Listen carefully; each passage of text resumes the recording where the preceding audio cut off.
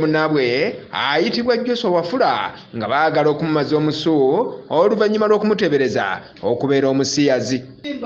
Zaabadde ssaawa nga 6 ogw'omutuntu olunaku lwa jjo bano ne bazambalira yogayoga ewa Joshua gy'apangisa, kyokka mu nnyumba ye tebaamusanzeemu ne batandika okwonoona buli kamu ke babadde balowooza nti kake okwagendedde n'ebya nannyini mayumba era nga naye kati gaakaba gaakomba. Swarabi bimusobedde kwe kuddukira ku poliisi asobole okufuna obukuumi n'obuyambi.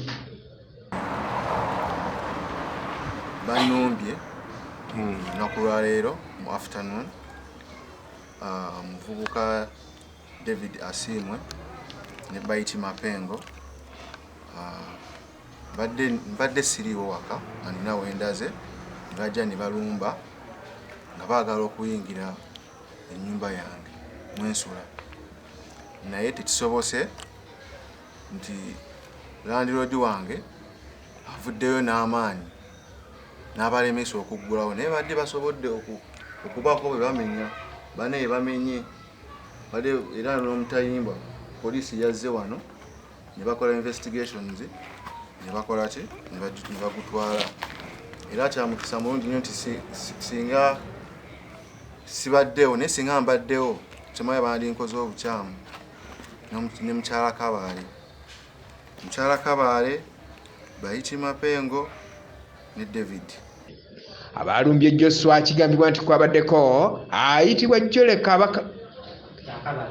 Abalumbye Joshua kigambibwa okusinziira ku beerabiddeko n'agaabwe okwabadde ne nannyini mayumba bagamba nti abalumbye Joshua kwabaddeko ayitibwa Jole Kabaale.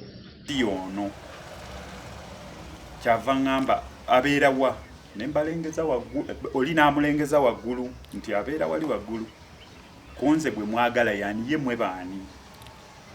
They still insisted vayo to interruptinga kunoonyereza kwa musango guno otereka omuntu alina ekifaananyi kya Yesu ng'omusikirabyemu makulu era omukazi musekeredde n'ensigala nga nemera ku kigambo kimu gwani.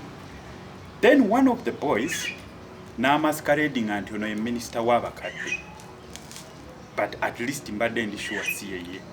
So bwangambye nti minisita w'abakadde n'enseka, omukyala ne yeeyanjula n'agamba buli muntu amanyi Kyakabaale, nze Kyakabaale liaison officer owaba orphans ne ba widows, era nzize kuyamba otereka omuntu asabira mu church ya Pastor Kayanja era agenda kusiyaga abaana bo. Then bwatuuse ku point eyo ate n'ennyongera okupiikinga interest nti omwogezi wa poliisi mu Kampala n'emiriraano akakasiza ebyabaddewo era nga kati bali muyigo okulaba nga bayiga abazizza omusango guno.